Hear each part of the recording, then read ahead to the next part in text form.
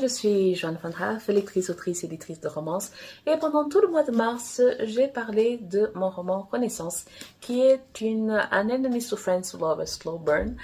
Et même si je mets en avant ce trope-là, un des tropes principaux est la romance au travail. Et j'ai un tableau magique où je note les tropes principaux de mes histoires. Et un des tropes qui m'inspire le plus, qui me fascine le plus, c'est la romance au travail. Et c'est marrant, voire ironique, parce que j'ai quasiment toujours télétravaillé, j'ai quasiment toujours été seule chez moi, devant mon ordinateur, derrière mon écran. Et j'ai eu quelques expériences en entreprise pendant ces années. Et quelques-unes de ces expériences, un jour probablement, ça va m'inspirer pour écrire des comédies. Mais tout ce que j'ai pu voir, vivre, expérimenter du monde du travail a toujours été de l'extérieur. Donc, par exemple, si j'ai participé à des événements professionnels, à des after-work, à des moments à des séances de réseautage, à des conférences, à des tables rondes, etc., etc., etc., c'est que j'ai toujours été la plus un de quelqu'un. Donc, je regardais ça de l'extérieur. Je n'étais pas concernée par l'entreprise, je n'étais pas concernée par le réseau, je n'étais pas concernée par l'organisation, je n'étais pas concernée. Donc, j'étais très détachée de tout ce que les gens pouvaient vivre. Et même dans les entreprises dans lesquelles je travaillais, eh bien, vu que c'était des contrats très courts, ça m'ajoutait de l'expérience, certes, mais pas suffisamment pour qu'il y ait un impact sur le long terme. Mais j'aime écrire des histoires avec des personnes de tous les jours et de tous les horizons. Et là où on va le plus rencontrer son futur mari, sa future femme, son futur something, c'est souvent au travail, à l'université, à l'école. Donc, of course, ça va m'inspirer. Et donc, dans Renaissance, mes protagonistes sont collègues, ils travaillent ensemble. Lucky est une jeune ingénieure, elle vient d'être diplômée, elle a fait ses études entre la France et le Royaume-Uni et elle rentre au pays natal, l'Afrique australe, pour partir. Et son premier contrat est la construction d'une nouvelle ville au milieu de nulle part, du côté de la frontière avec le Botswana. Parce qu'après 10 ans de guerre civile, maintenant qu'il y a la paix, on veut rapatrier les réfugiés qui sont justement en Afrique, au Botswana. Donc, elle participe à la construction, littéralement, de son pays. Et de l'autre côté, il y a Quinn. Et Quinn, il est américain-brésilien, c'est un ancien marine, vétéran de guerre. Mais lui, il a grandi en Afrique australe. Donc, il voulait rentrer au pays. Et il sera le chef de sécurité du chantier. Parce que c'est au milieu de nulle part. Et ils vont y vivre pendant 18 mois. Donc, c'est de la romance au travail, plus de la proximité forcée, n'est-ce pas? Et là, qui est la première fois qu'elle le voit, elle ne connaît pas son nom, ne l'a jamais vu, n'a jamais entendu sa voix, ne connaît rien de lui, elle le prend pour un mercenaire. Et quand on vient d'un pays en guerre, comme c'est mon cas, je suis angolaise, mon pays, j'avais 20 ans quand la guerre je suis née dans un pays en guerre et j'avais 20 ans quand la guerre s'est terminée. Donc, on ne voit pas les mercenaires comme des gens sexy, hein. Et donc, elle vient avec ce préjugé-là. Et et ce préjugé teinte les premières interactions, le début de cette non-relation avec Quinn, parce qu'elle le prend pour un mercenaire, lui n'est pas au courant, donc elle est dans l'offensive, lui dans la défensive, donc ça va prendre un peu de temps pour que ça change, pour que ça évolue. Et comme ils travaillent ensemble, de toute façon, ils n'ont pas d'autre choix que de se côtoyer, du moins de temps en temps. Donc ça, c'est Renaissance, c'est un beau bébé et c'est psychologique, on rit beaucoup, on sourit, on pleure un chouïa. Moi, j'adore pleurer quand j'écris, j'adore pleurer quand je lis, mais on rit. Donc, soyez soulagés, c'est équilibré. Mais j'adore ces personnages, ils sont drôles, ils sont touchants, ils sont émouvant et ils avaient juste besoin de se rencontrer, je crois. Donc ce sont des collègues, Renaissance et des collègues, donc il n'y a pas de problème hiérarchique. Pour le coup, il n'y a pas de problème hiérarchique. D'autres collègues, et on passe d'un grand mammouth à une novella toute fine, toute légère, qu'on lit rapidement.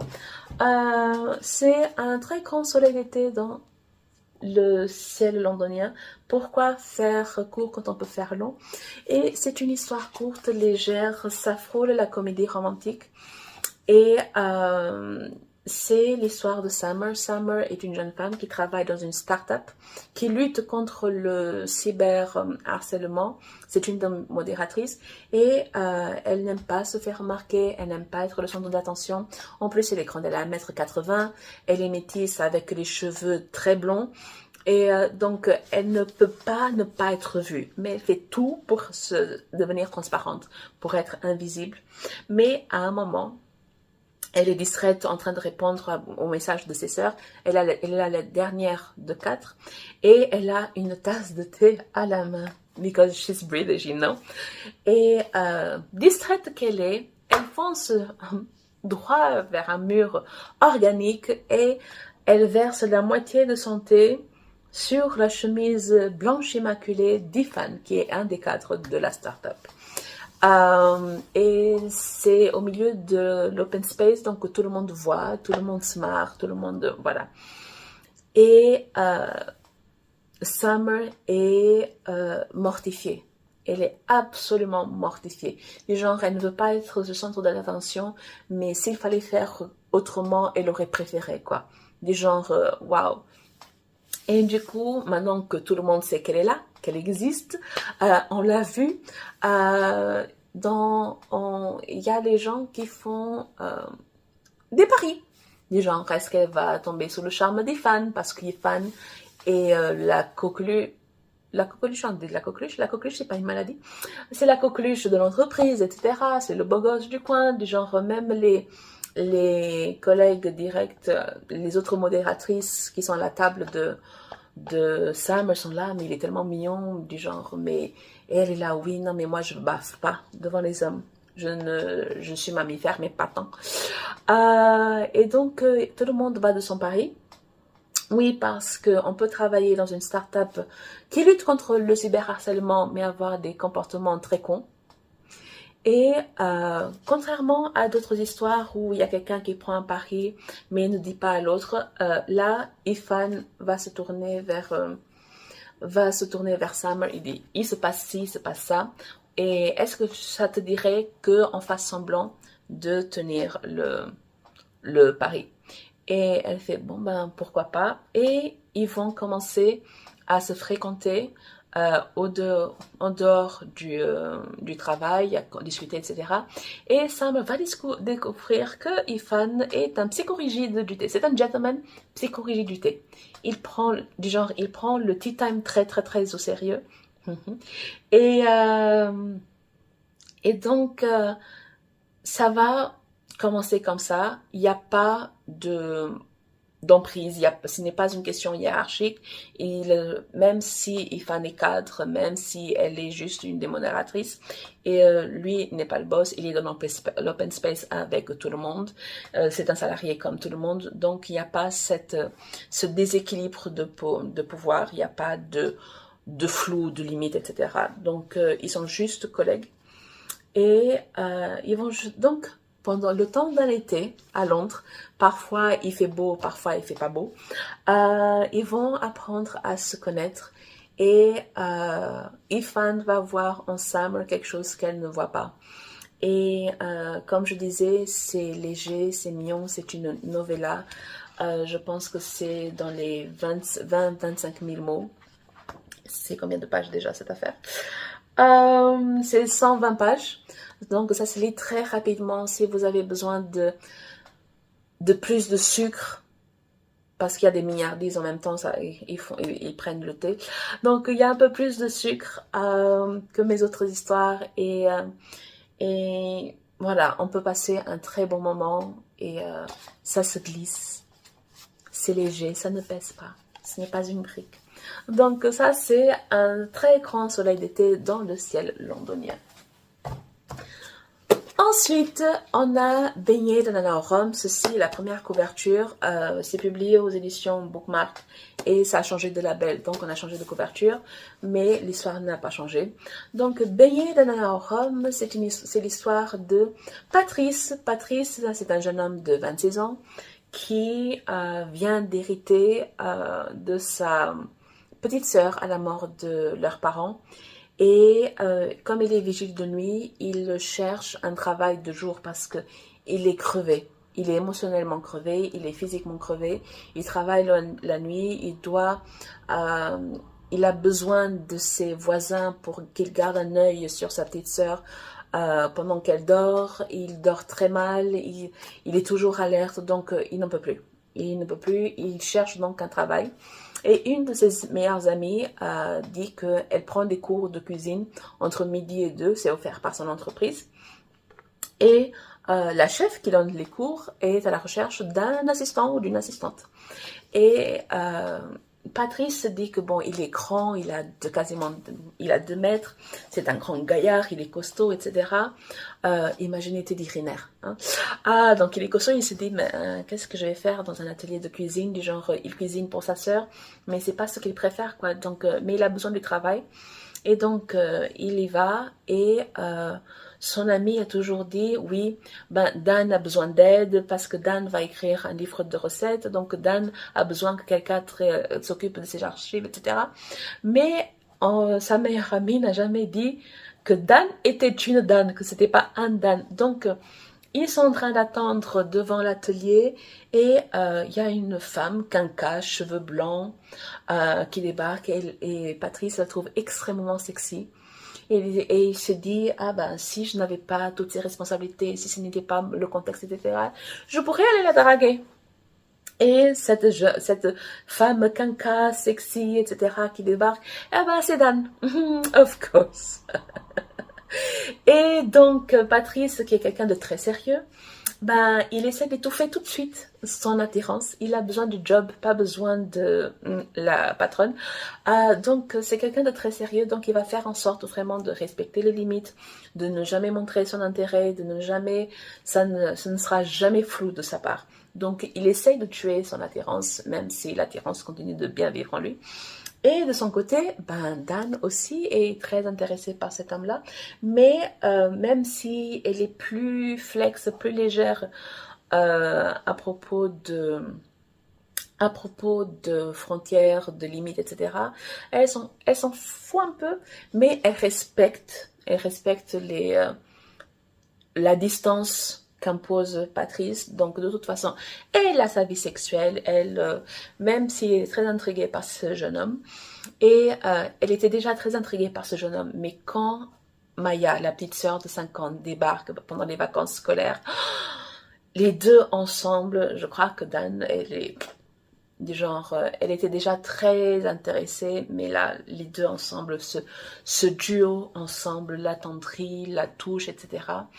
Mais encore une fois, même si elle parle plus que lui, elle est un peu plus bordélique, plus bavarde, etc., il y a toujours cette frontière qui ne franchisse jamais. Et un jour, il y a un road trip.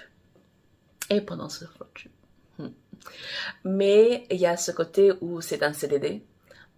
C'est une parenthèse, un moment où Patrice essaye de s'adapter à sa nouvelle vie, à la nouvelle vie de père, parce qu'il est devenu le père de sa petite sœur. Dan lui offre cette parenthèse. Et il n'y a pas ce côté hiérarchique, parce que c'est plus comme si c'était un prestataire. C'est plus comme, ouais, c'est comme s'il était un prestataire et elle était juste une cliente, parce que le contrat est court. Quand il aura terminé, ben, il ira ailleurs. Donc, il n'y a pas ce côté hiérarchique, ce côté du pouvoir qui pouvait rendre le truc déséquilibré. Et de toute façon, c'est lui qui est le plus sérieux. Il est vraiment sage comme garçon. Et avec Dan, il va pouvoir avoir la place de enfin faire son deuil, d'enfin penser à ses parents parce que depuis la mort de ses parents, il n'a pas eu 5 minutes à lui. Il n'a pas eu 5 minutes à lui, il n'a même pas eu 5 minutes pour digérer la perte de ses parents. Donc c'est une histoire de deuil, mais c'est une histoire d'amour, de tendresse, au-delà de la romance, de tendresse, de la tendresse entre ce grand frère géant et sa petite sœur qui est minuscule comme ça. Et c'est une histoire de résilience et c'est une histoire où on mange. On mange beaucoup. Donc, normalement, dans la nouvelle édition, il y a une recette, il y a la recette de beignets d'ananas au rhum. Normalement, c'est une recette que j'ai testée. Je sens le rhum parce que je ne consomme pas d'alcool, mais c'est délicieux. C'est délicieux, je trouve. Et même si on a changé la couverture, je continue d'adorer cette couverture parce qu'avoir une héroïne quinca, c'est compliqué en maison d'édition. Avoir un héros noir, c'est compliqué en édition. Donc le double et l'avoir sur la couverture, je serai éternellement reconnaissante aux éditions Bookmark. Amen. On continue avec 2 livres de ma série Les Contes d'Osler qui sont inspirés par des contes populaires. Juste inspirés, ce n'est pas de la réécriture des contes de fées. Hein. Par exemple, Tango à minuit, c'est mon héroïne Cassandra est un concentré de Cendrillon et de Podane. Mais ce n'est pas Cendrillon, ce n'est pas Podane. Il y a des clins d'œil, il y a des références. Par exemple, elle collectionne les chaussures. Elle collectionne les montres. Et une de ses montres préférées s'appelle Minuit. Elle adore la citrouille. Elle adore les desserts à la citrouille. Donc, il y a vraiment ces petits clins d'œil comme ça. Et par exemple, 2 de ses meilleurs amis, c'est Gus et Jacques. Ils sont mariés. Non, ils sont mariés? Ça fait un moment que j'ai écrit. Ben, c'est un couple, ils ont un loft, c'est là-bas où on crée les meilleures fêtes. Mais voilà, donc c'est vraiment des clins d'œil pour les personnes qui ont toujours aimé les dessins animés. Donc voilà. Donc dans Tango à minuit, il y a Cassandra qui est conceptrice, rédactrice. Elle travaille dans une agence de communication. Et son patron qu'elle adore, qui était vraiment son tuteur, son mentor, etc., a pris la retraite et c'est sa fille qui a pris la relève. Et sa fille, Madame Tremen, c'est une sorcière, c'est une marâtre, c'est quelqu'un qui a perturbé l'ambiance de l'agence à tel point que il y a une campagne en cours qui est la campagne pour French Tango, qui est une marque de montres de luxe, de bijoux, etc., qui est une des marques préférées de Cassandra. La montre minuit appartient d'ailleurs à French Tango. Et Madame Tremen refuse que Cassandra participe du projet. Elle refuse. Et à la place, Cassandra doit s'occuper d'une campagne pour les préservatifs fluo. Ce n'est pas la même chose. Hein. Ce n'est pas du tout la même chose. Et donc, Cassandra est humiliée. Elle est mortifiée. Ce n'est pas qu'elle a quelque chose contre les préservatifs qui brillent dans le noir. Pas forcément. Elle va en garder 1 ou 2 échantillons. Mais le truc, c'est que elle est de toute l'agence, elle est la personne la mieux adaptée pour cette campagne.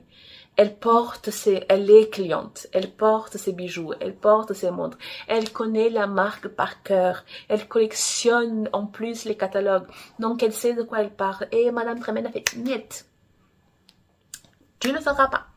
Et donc, elle est humiliée, parce que si ça avait été le patron précédent, elle aurait eu le job mais en un clin d'œil. Et à un moment, elle va récupérer un carton avec des échantillons de préservatifs. Et donc elle est dans l'ascenseur avec le carton qui est marqué, où toutes les facettes, c'est marqué que c'est des préservatifs qui brillent dans le noir. Et elle est dans l'ascenseur, elle espère être seule dans l'ascenseur, mais il y a un homme qui entre dans l'ascenseur. Et cet homme, elle ne regarde pas parce qu'elle cache, du genre elle est doublement humiliée cette fois-ci, elle est mortifiée, et donc elle essaye de cacher les faces les plus en vue, et Quand elle essaie de cacher, ben, elle met sa montre, qui est la montre minuit qu'elle porte ce jour-là, en avant. Et l'homme qu'elle n'a pas regardé parce qu'elle n'ose pas regarder, elle n'ose pas lever la tête, il commente, il dit « excellent goût ». Et là, elle lève les yeux, elle tombe sur Krohn. Krohn qui est le fondateur, créateur, le principal designer de French Tango. Et c'est avec un carton, avec des préservatifs qui brillent dans la nuit, qu'elle rencontre une de ses idoles. Du genre, c'est ma rencontre préférée de tous les temps. Du genre, j'adore cette scène, j'adore cette rencontre, voilà, j'adore. Du genre, désolée Cassandra, je sais que tu étais mortifiée, mais c'était pour la bonne cause, un peu. Et donc, quand ils sortent, etc., donc Krohn va voir Madame Tremen et les gens qui sont en train de s'occuper de sa campagne de Noël, et il est furieux parce que rien ne va, il n'aime pas ce qu'on lui propose, ils prennent du retard, etc. Et donc, il va dire, ben, je prends ce truc en main parce que vous n'êtes pas capable. Donc, il quitte le bureau de Madame Tremen et il va devant le bureau de Cassandra, en open space, il va devant le bureau de Cassandra et dit, vous, je veux que vous travaillez pour moi. Donc, elle a enfin la possibilité de travailler pour cette campagne. Et parce que le temps est court, parce qu'ils sont en retard, Krohn l'invite dans son château, parce que bien sûr, il est châtelain. Il l'invite dans son château, dans son atelier, en tout bien tout honneur, où elle pourra s'inspirer de ses croquis, de son travail, de ses prototypes, voilà. Donc, pendant tout le temps où elle va travailler sur cette campagne, il ne se passera rien, mais ils vont se rapprocher. Donc, ils vont attendre jusqu'à la fin du contrat pour que, voilà. Mais c'est une histoire entre un prestataire et une cliente. Dans le tome 3, le tome suivant, Iris, qui est une des meilleures amies de Cassandra, on peut voir à la couverture, elle a les cheveux de toutes les couleurs et s'habille aussi de toutes les couleurs. Elle a fait des études de design, elle a été mannequin, mais elle est styliste à ses heures perdues. Et à ses heures trouvées, elle est assistante personnelle de G. Et G est le frère de la Daigne, Madame Tremen, mais ils ne se parlent pas. Il ne se parle pas et il vit cloîtré chez lui depuis des années parce qu'après un accident de voiture, sa fiancée est morte, lui il est en deuil depuis, il est cloué dans un fauteuil roulant, donc le seul contact avec l'extérieur c'est Iris. Donc il continue à travailler pour l'agence, donc il travaille de chez lui pour l'agence et donc Iris doit faire les allers-retours pour au besoin. Du genre, c'est elle qui fait ses courses, c'est elle qui se charge de l'extérieur pour lui. C'est elle, les yeux de l'extérieur, la voix de l'extérieur, voilà. Du genre, sans Iris, ben, le gars probablement va se laisser mourir de faim. Il s'en fout, du genre. Et Iris est très attachée à lui, même si c'est un grognon qui vit dans la nuit, qui est devenu misanthrope. C'est quelqu'un qui est devenu grognon, mais elle est très attachée à lui, elle veut le sauver. Et ses amis sont là, mais tu n'essayes pas de le sauver, au fait, tu es dans une relation toxique, ma fille. Mais au moment où elle décide que bon, je vais démissionner, ben, G fait ce qu'il ne devait pas faire. Voilà. Donc, est-ce que j'ai dit que c'était un combo de La Belle, la Bête et La Belle au Bois dormant? Et La Belle au Bois dormant, c'est pas forcément qui en pense. Voilà. Donc, c'est un arc-en-ciel dans l'obscurité, mais contrairement aux autres, il faudrait lire la série dans l'ordre. Elle est bouclée, elle est terminée. Donc, c'est Les Contes d'Osler. Ce sont contes, 5 histoires. La série est terminée. Donc il y a Au sorbier des oiseleurs qui est inspirée de Blanche-Neige, Le petit chaperon rouge et Réponse. Il y a donc Tango à minuit, Un arc-en-ciel dans l'obscurité. Il y a La Belle et les Truands, c'est un peu Aladdin. C'est Aladdin et Robin des Bois avec une touche de Mulan, parce que oui, c'est très Disney les affaires. Et ça se termine avec le chant du cygne, il y a un peu les 101 dalmatiens et le vilain petit canard avec un peu de Rémi sans famille. C'est pas Rémi sans famille, c'est sans famille. Ouais, c'est sans famille. Mais voilà, donc c'est les contes d'Auxerre. Ça se passe dans une ville fictive, la ville fictive d'Auxerre, aux portes de Paris. Vous voyez, à Maison Lafitte, c'est par là que ça se trouve. Et dernière histoire, romance au travail, c'est Cœur fondant. Oupsie doise. C'est Cœur fondant qui est une romance de Noël et qui est disponible en audiobook. Donc Cœur fondant, c'est une Béatrice, est une jeune femme divorcée avec 3 enfants, un ado, un petit gamin et une bébé, qui tient un chalet dans les Alpes. Du côté de Bourg-Saint-Maurice, à Bourg-Saint-Maurice. Et donc, elle s'occupe de son chalet, elle s'occupe de ses clients, donc elle a ses chambres, etc. Et un jour, à quelques jours, quelques semaines de Noël, débarque Monsieur Stéphane, un Parisien qui était sur la route, mais il était trop crevé pour continuer la route. Il venait de Courchevel, il était trop crevé pour continuer. Et il décide de s'arrêter à Bourg-Saint-Maurice et il trouve que le chalet est extrêmement kitsch. En même temps, il est parisien, donc c'est extrêmement kitsch avec le décor de Noël, avec les chants de Noël, avec les pulls moches, etc. Mais quand il arrive à Paris, il se rend compte que à Noël, ses enfants seront avec leur mère et leur beau-père. Il sera seul, il n'a pas envie. Donc, qu'est-ce qu'il fait? Ben, une connerie. Il décide de passer Noël dans le chalet kitsch. Parce que quitte à passer Noël, il n'allait pas passer Noël, il va passer le Noël dans le chalet de la mère Noël. Combien de fois j'ai répété Noël? Voilà, donc c'est une romance de Noël, ce qui se passe sur 3 Noëls.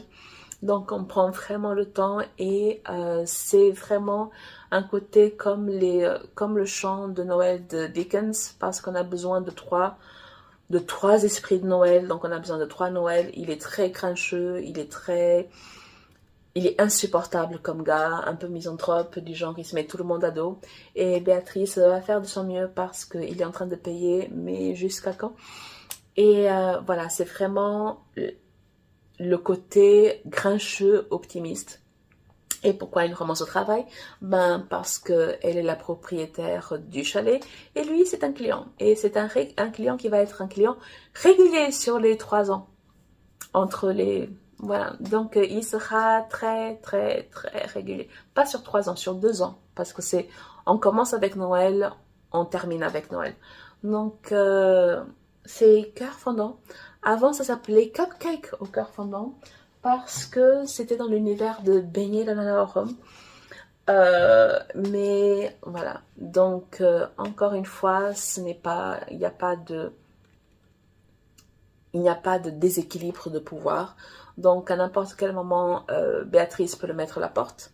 Et à n'importe quel moment, Stéphane peut ne pas prendre des chambres dans ce chalet-là. Donc voilà, ce sont toutes mes histoires de romance au travail. Donc, publiées. Donc, ça fait 2, 3, 4, 5, 6. Je suis en train de regarder comme ça dans mes livres là-bas pour voir si je n'ai rien oublié. Normalement, je n'ai rien oublié. Mais si j'ai oublié, je tournerai un autre épisode de podcast. Donc, je suis Joanne Van Haaf et ciao!